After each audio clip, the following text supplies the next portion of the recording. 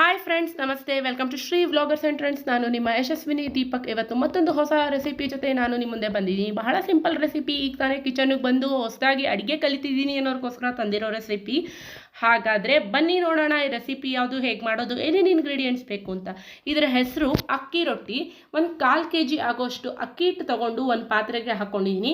ನಂತರ 1 table spoon ಜೀರಿಗೆ, ಹಾಗೆ ಒಂದು ಟೇಬಲ್ ಸ್ಪೂನ್ ಅಷ್ಟು ಇಂಗಿನ ಪುಡಿ ಹಾಕ್ತಾ ಇದ್ದೀನಿ. ನೀವು ಬೇಕಾದ್ರೆ ಮೆತ್ತೆ ಇಂಗಿದ್ರೆ ನೀರಲ್ಲಿ ಕರಗಿಸ್ ಕೂಡ ಹಾಕೋಬೋದು.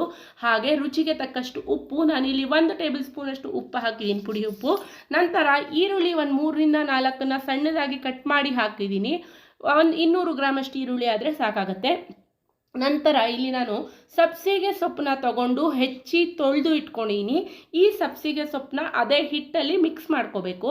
ನೀರನ್ನ ಚೆನ್ನಾಗಿ ಶೋಧಿಸಿ ಬರೀ ಸೊಪ್ಪನ್ನ ಮಾತ್ರ ಆ ಹಿಟ್ಟಲ್ಲಿ ಹಾಕ್ತಾ ಇದ್ದೀನಿ. ನೋಡಿ, ಈ ಥರ ಇರುತ್ತೆ. ಸಣ್ಣದಾಗಿ ಕಟ್ ಮಾಡಿ ಹಾಕ್ಕೊಳ್ಳಿ, ಆವಾಗ ನಿಮಗೆ ರೊಟ್ಟಿ ತೆಳುವಾಗಿ ತಟ್ಟಕ್ಕೆ ಹೆಲ್ಪ್ ಆಗುತ್ತೆ. ನಂತರ ಒಂದು 4ರಿಂದ 5 ಹಸಿಮೆಣಸಿನ್ಕಾಯಿನ ಸಣ್ಣದಾಗಿ ಹೆಚ್ಚಿ ಹಾಕಿದ್ದೀನಿ ಇದರಲ್ಲಿ. ಇದಾದಮೇಲೆ ಒಂದು 200 ml ಅಷ್ಟು ನೀರು ಆ್ಯಡ್ ಮಾಡಿ ರೊಟ್ಟಿ ಹಿಟ್ಟನ್ನ ಕಲಸಿ ಇಟ್ಕೊಳ್ಳಿ. ರೊಟ್ಟಿ ಹಿಟ್ಟು ಕಲಸಿಟ್ಟಿದ ನಂತರ ತವಾನ ಸ್ಟವ್ ಮೇಲೆ ಇಟ್ಟು ತವಕ್ಕೆ ಒಂದು ಸ್ವಲ್ಪ ಎಣ್ಣೆ ಸವರ್ಕೊಳ್ಳಿ. ನಂತರ ರೊಟ್ಟಿ ಹಿಟ್ಟು ತೊಗೊಂಡು ಎಷ್ಟು ತೆಳ್ಳಗೆ ಬೇಕೋ ಅಷ್ಟು ತೆಳ್ಳಗೆ ರೊಟ್ಟಿ ತಟ್ಕೊಳ್ಳಿ. ನೀವು ಬೇಕಾದ್ರೆ ಪೇಪರ್ ಶೀಟ್ ಮೇಲೆ ಅಥವಾ ಫಾಯಿಲ್ ಶೀಟ್ ಮೇಲೆ ಕೂಡ ತಟ್ಬಿಟ್ಟು ಅದನ್ನು ತವದ ಮೇಲೆ ಹಾಕ್ಕೋಬೋದು. ನಾನಿಲ್ಲಿ ಡೈರೆಕ್ಟಾಗೆ ತವದ ಮೇಲೆ ರೊಟ್ಟಿ ತಟ್ತಾ ಇದ್ದೀನಿ.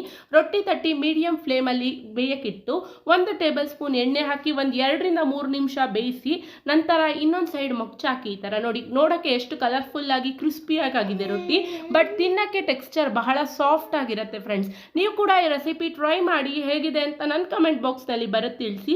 ಈ ವಿಡಿಯೋ ನೋಡಿದ್ದಕ್ಕಾಗಿ ಧನ್ಯವಾದಗಳು. ಮುಂದೆ ಮತ್ತಷ್ಟು ಹೊಸ ರೆಸಿಪಿಗಳ ಜೊತೆ ನಾನು ನಿಮ್ಮ ಮುಂದೆ ಬರ್ತೀನಿ. ಅಲ್ಲಿವರೆಗೂ ನೀವು ನನ್ನ ಚಾನೆಲ್ ಸಬ್ಸ್ಕ್ರೈಬ್ ಮಾಡಲಿಲ್ಲ ಅಂದರೆ ಈ ಕೂಡಲೇ ಸಬ್ಸ್ಕ್ರೈಬ್ ಮಾಡಿ, ಲೈಕ್ ಮಾಡಿ, ಶೇರ್ ಮಾಡಿ, ಕಮೆಂಟ್ ಮಾಡಿ. ನಂತರ ಪಕ್ಕದಲ್ಲೇ ಕಾಣಿಸೋ ಬೆಲ್ ಐಕಾನ್ ಬಟನ್ನ ಪ್ರೆಸ್ ಮಾಡಿ.